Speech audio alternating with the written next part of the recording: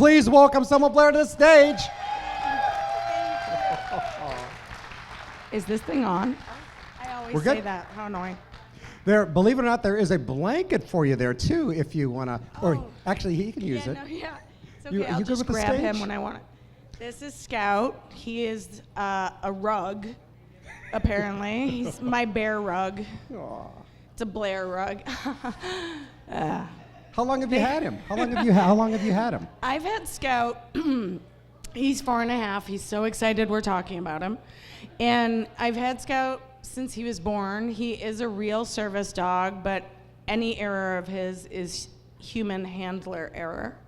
Because I don't, having a service dog is a lot of work. I didn't realize. But he alerts me and gets me down and used to help with mobility. But I got him after he was trained for a couple years, and then I got him, and we've been a team ever since. Oh, But he really just thinks I work with him to meet you. Like, he thinks I say release, and then he gets to get all the love and give all the love, and then he gets a lot of treats for it. Not a bad life. It's not that bad. So, if you guys got any questions, we'll get to your questions in a little bit. I just have like some nice general questions. Is this your first time in Pittsburgh? Yes. Well, it welcome. is. Thank you. I'm really happy here. Thank you. I love the cold. I grew up in Detroit, Okay. and it just, Detroit wheel. But I'm going to make that work. But it was, the cold makes me happy. Oh, Well, it's good for the it's good for yourself. puffy face and everything. Anyhow. So let's just get into a couple interesting questions. As far as like you've done a wide variety of acting over the years, how do you approach each? Was that a trigger word? Leave it. You okay, buddy? Who'd you get scared of? I don't know. Scout down, leave it. You know, Okay. I'm a celebrity, and I think he gets scared from camera. Like, he thinks it's a tripod or something. Scout, down. Aw, down, Leave it. buddy. Life's good. Thanks for protection. Thank you. Good boy. Okay, there. Hey, leave it. You're not on again. Okay, ask me again. Okay, I was just going to ask you a wide variety of roles. How do you approach each one? Do you do them differently because there's such a wide variety of genres? Gosh, I mean, I've been so lucky that when I did the movies that people would know me for, they were really well written. You know, first like Cruel Intentions, that was on Dangerous Liaisons, but she was originally a real innocent. And I think because that's what, oh no, it's okay. Scout, sorry, one sec. Aw, buddy. I'm so sorry. Past life. Wow. He's never done this. I feel so tough now. Yeah, No. he's got a good growl. Leave it. No. Aw. No more. Quiet. We could whisper. He needs if it's to for- learn his lines. Aw. No, I was really lucky that they were so like succinctly written. But for Cecile on Cruel Intentions, that was the one where I made her really bratty, and that was not the plan. But it was fun to play her bratty because she had all this stuff happen to her, and otherwise it would have just been sad. So I kind of then developed this kind of like East Coast bratty thing and work like that. But then Guillermo's movies, like Hellboy, you're just stepping into his imagination. It's amazing. Do you have much flexibility when you take a role, or are they pretty much know? Yeah, you know, I mean, when I first started and I was young, no, I did exactly as I was told. Other than Cecile, I took some liberties, but I was nervous, and you know, I just kind of stuck with what was there. And then I didn't work for a long time. I got really sick with MS and things like that. So the last movie I did was actually with Nicolas Cage in a movie called Mom and Dad in 2016. And that was the first time I was like, oh, wait, I'm a grown-up now. Well, also HD. Like, high def turned me into a grown-up. I went from like 14 to like 50 in 2 years. The truth was out in that high def. But no, and then I got too sick to work again and had to go into treatment. So my last film was Mom and Dad with Nicolas Cage. And that one we did take liberties and had fun. And good. I felt like I was grown up. But always, you're always able to. But so many of the films were just really clearly written. So I got to ask you about Legally Blonde. really iconic role of Vivian. Has that shaped your career afterwards from the way you? Gosh, I think it was I think I was forever thought of as a bitch. Like, because so many little kids and their mom saw it, and it was like, ew, Vivian, but they liked me, but not really. Like, I was always the unlikable one. So it, but it did. I was cast a lot as like the East Coast girl, and what was funny is when I came to LA, I was a blonde, and the first role I had in LA was with Suzanne Summers, and she's a blonde, and so she didn't want another blonde, so I dyed my hair dark, and then I got all those roles. And now I bleach it. This is total fake, obviously, but yeah, so the dark hair was just dyed. That was never my hair color. Wow. So I do want to talk to you a little about MS and how the diagnosis influenced your approach to acting, your life in general. It's quite a journey. Yeah, it was a journey. I think my journey with the MS thing had started. I actually had it when I was young and didn't know, but that really changed a lot of my life. And I think that's actually why I got Liz Sherman in Hellboy in a few roles, because Guillermo had seen this kind of sadness and a certain pain, and it wasn't like I was so deep. It's like I really was in pain and confused a lot, and was just told it's depression, nothing was really wrong, and would lose my eyesight over the years and would say, oh, it's just hysterical blindness. And I was like, geez, I'm pretty powerful. I can just hysterically lose my eyesight. But I kind of would believe it, like, well, I guess kind of sensitive. And so I did struggle all these years in Hollywood. I had a really tough time on shoots. The hours would be long, and I didn't know I was struggling with relapse-remitting MS, and every film I would, in fact, get sick. And so I had to stop working. And when I did get the diagnosis, I was actually thrilled. Because then I was like, oh my God, if I'm actually not completely making up that I am, or like whatever emotional thing is making me think I'm psychosomatically so unwell, then I felt very lucky. Like, oh, well, then anything could happen in life. Like they took the MRI and they're like, you've had this 40 years, or I'm like, oh my God, what else is true?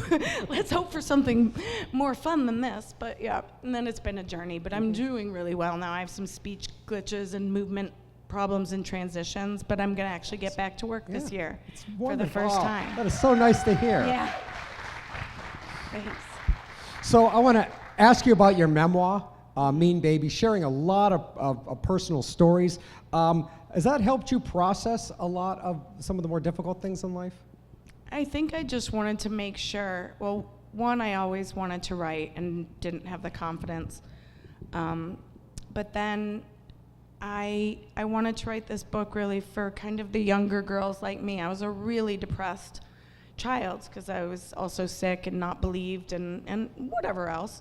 And so I was like a bell jar kind of fan, like really dramatic, Sylvia Plath type of thing. And I wrote this for other people to be like, if I had problems or addictions or lonely or felt unloved, like we all do. I mean, maybe it's a very, very basic book. To me, it was like every basic hurt or hope, though, and I liked unpacking that and leaving it there. And there is something amazing because now I don't think about those things anymore. I felt like once I got it in paper, how much my mother meant to me, even though we didn't always have the kindest relationship, but I adore her, tremendously.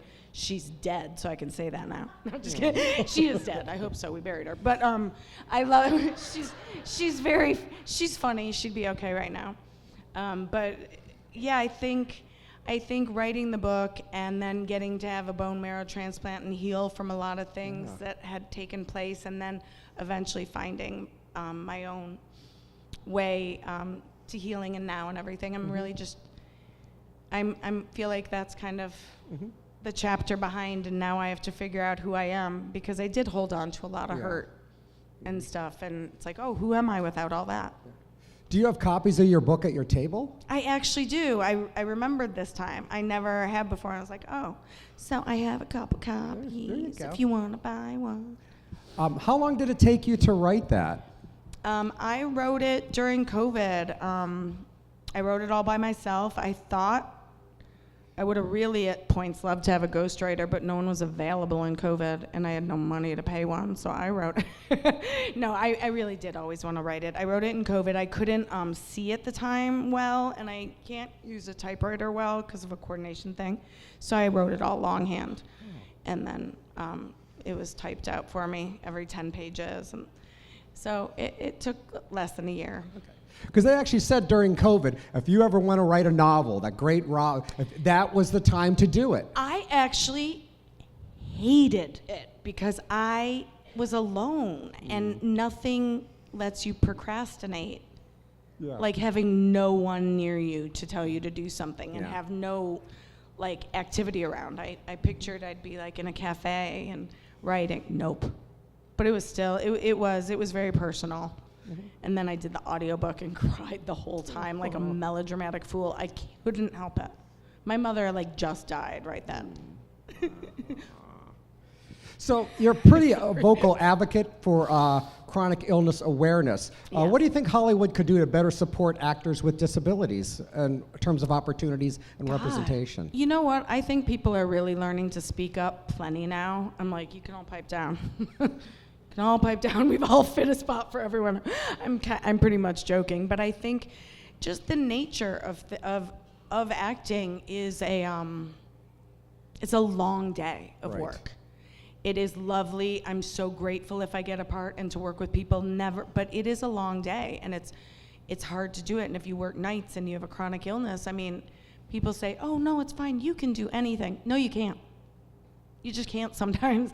And so, I mean, I think visibility is the most important, so people can learn to talk to each other and get their own strength and stamina to be the best who they can be and find their community in it. But I do find that there are a lot more people with chronic illnesses in Hollywood, or people who are watching those stories, that, you know, the stories get told more. So I think they're doing a pretty good job, but we'll see when I start getting back to work how I'm gonna rough the place up.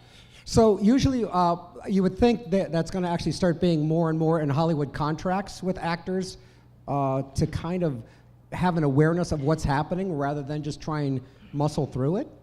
You know, I don't know. That's the fine line. It's like, oh, you know, Michael J. Fox had said to me, he visited me first when I got my diagnosis. I wasn't doing great, and Jennifer, I'm going to drop a bunch of names. Jennifer Grey brought Michael J. Fox over, and he said, I was like, what will I be able to work? Like, I don't have money. Like, I didn't ever do, what am I gonna do?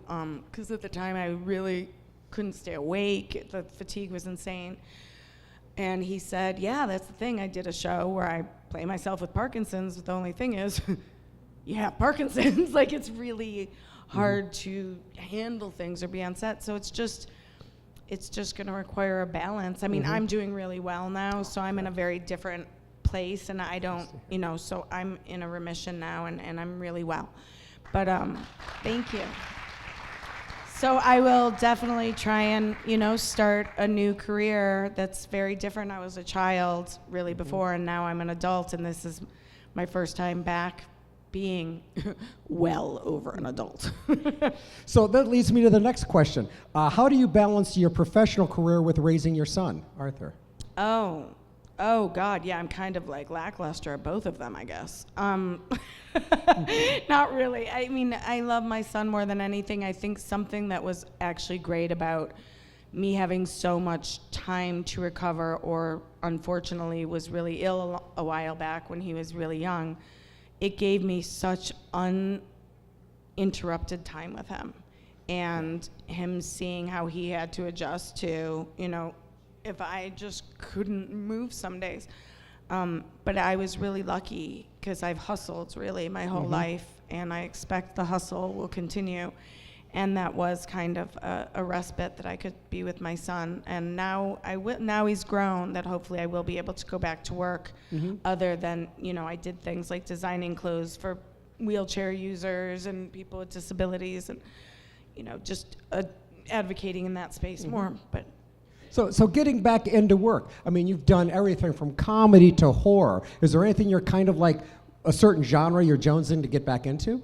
I mean, I think because I'm such a kind of silly, friendly person, no one would expect that I would really love I mean, I would really love a really uptight period piece. I mean, I love nothing more than a great costume and to take you out of your present time. I mean, we all love a great costume. I mean, we're all here.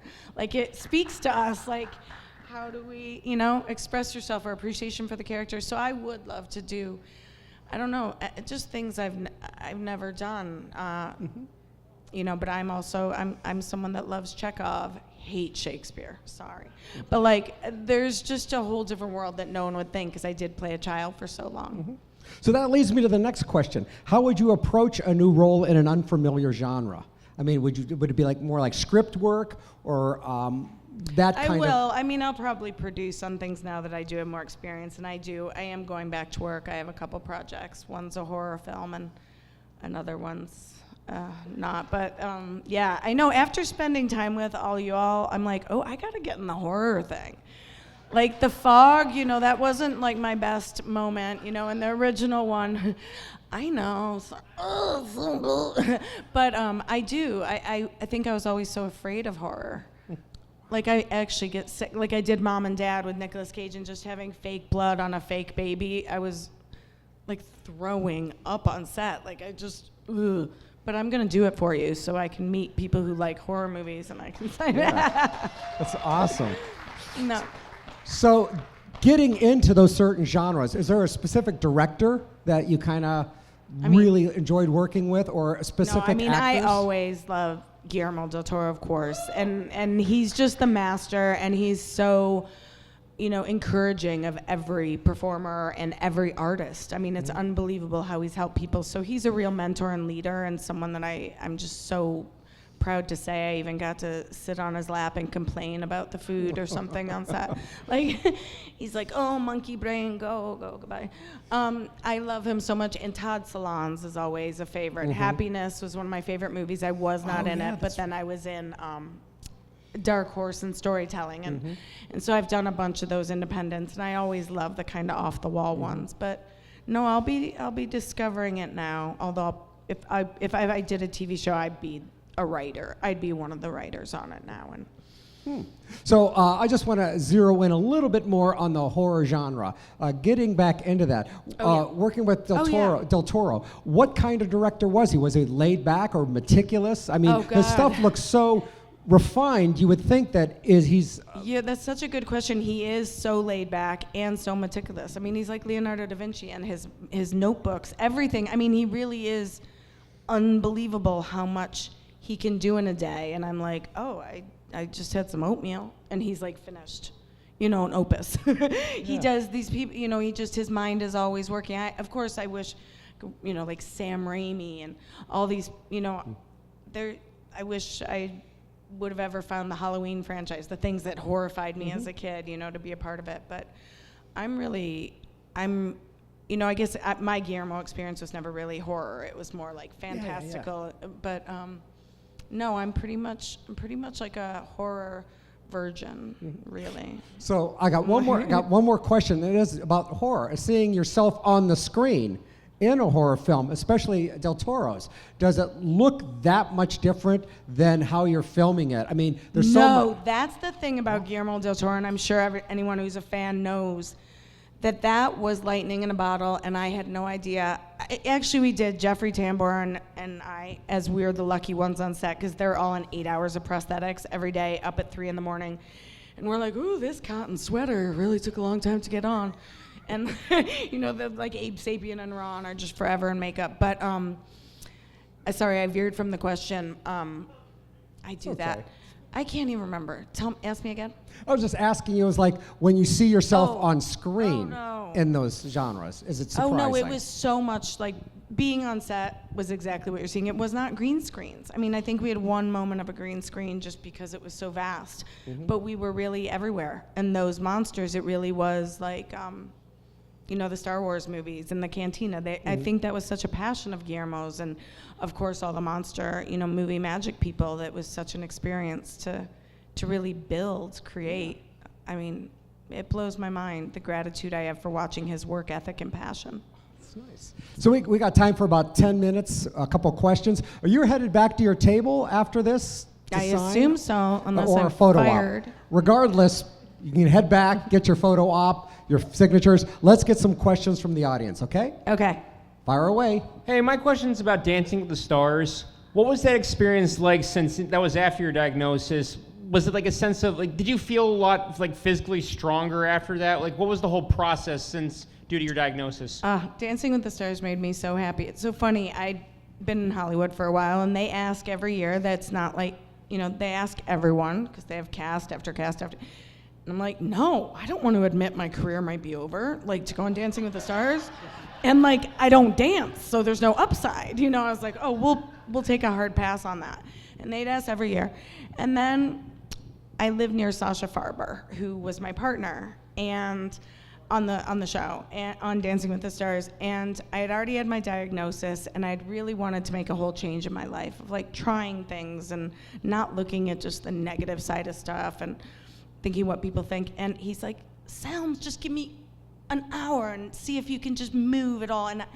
And I had so much fun. And my team, when I had one, the agents and everything, they're like, no. And I'm like, it doesn't matter.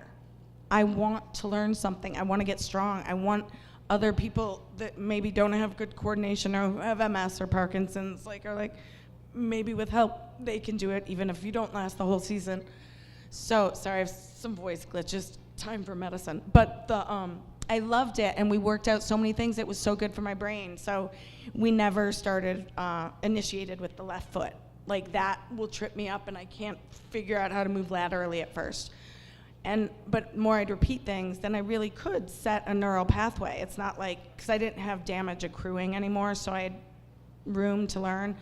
But it's funny, I'd learn it, and then the music would stop, and it's like someone getting off an escalator after you've been running, and you're like, and I'm not making fun of anyone right now. That's like what I was, and it was so interesting to show that to people, and I got so many thanks from people at home that their families didn't even understand. Like, you were walking fine a minute ago, and now you're too tired, and you're dragging your leg, and it's like, yes, sometimes it's just variable and stimulus, and so that was a big connection with people. To do that show, and I loved it, but it was close to after a bone marrow transplant, and I hadn't reformed my bone marrow yet, so I had a lot of stress fractures. So. Do you want to take a few more questions? Yeah, ask All right, away. good. I'll try and stay on track. Let's get a couple more then. But I loved it. I loved it, and it made me stronger, and I stayed friends with everyone in the cast. Got time for about 2 or 3 more questions. Hi there. I was wondering, do you have a copy of the Cruel Intentions Journal? And if you do, where can I get one? Oh my gosh. You know what? No, I don't. But they gave it like in the wrap gift, an empty one. But what I want, it's time to write a burn book. Like, I want this movie to be like real life. Like, I want Cecile and Selma to have a little burn book one day. Everyone's mostly really nice, but there'd be some good stories to tell. And every once in a while, I think I get inspired by Cecile, but there's not a real one, I think. I mean, I could ask SMG, the queen, but she probably wouldn't share it with me. Okay. We can write one. Okay, let's get 2 more questions. Yes. When you officially announced your diagnosis publicly, did the cast members of any of your movies and TV shows reach out to you? Did they call you, email you, text you? Did they rush to your side to give you emotional support? Thank you. When I think I was diagnosed in August. I came out with it in October because I was getting worse. I thought I would just start getting better, but it was getting worse.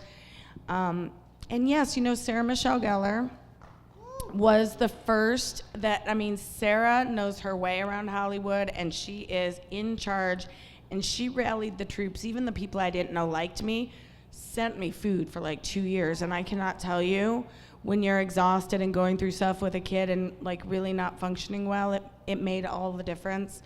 And Reese Witherspoon sent great baskets of food and treats and all these things. So I felt very loved by the successful even old boyfriends in Hollywood.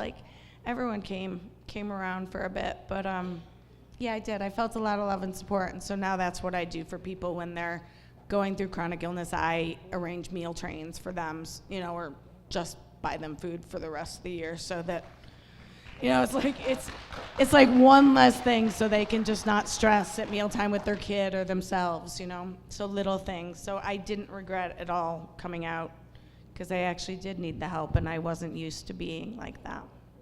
And I was really proud of them. It's nice. And now that I'm better, they can't care less. I'm just kidding. I'm just totally joking. Wonderful. Let's get one last question. She's headed back to her table to sign or a photo op, whatever. Just hang out. One more last question, please. Hey, Selma.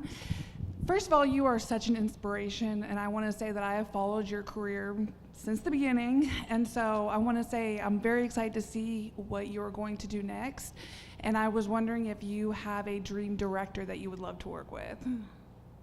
Oh gosh. There's so many. I really, thank you. Of course, I'd love to work with Mike White. I'm just such a fan of White Lotus, and every time they put that cast together, it's just such a break in life, like enjoyable. I don't know, there's probably too many. I wish I could work with Todd Solondz every day of my life, though. I'm so comfortable with him, although unfortunately neither of us have enough star power to get a movie funded. Maybe Scout will get enough star power to get a Todd Solondz, Selma, Blair train going. But no, I want to work with Guillermo again because I really am a different person now. And so it would be interesting. I really did feel like a kid for so many years. I think because I was in awe or didn't feel well or so tired that I kind of just went to work, was happy to go to work, and now I have a much different perspective and kind of confidence and wrinkles, which I like, actually, and I feel like I have some experience. Oh, thank you. There's just too many directors, too many. Anyone would recommend that I should start beating down their door?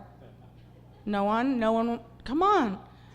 I've never thought of an Oscar, but you never know. Okay, well, if you think of one, let's put it out in the atmosphere. Yeah, if you think of one, stop by her Yeah, table. stop by, tell and me, hang we'll out. put it in my journal. Yeah. Once again, thank you so Thank much you for so coming out and much. doing this. Thank you. Selma Blair, Thank Scout, you so much. give it up. Oh my God, why did I kiss this? I'm so You're weird. good. Thank you so much. Selma Blair.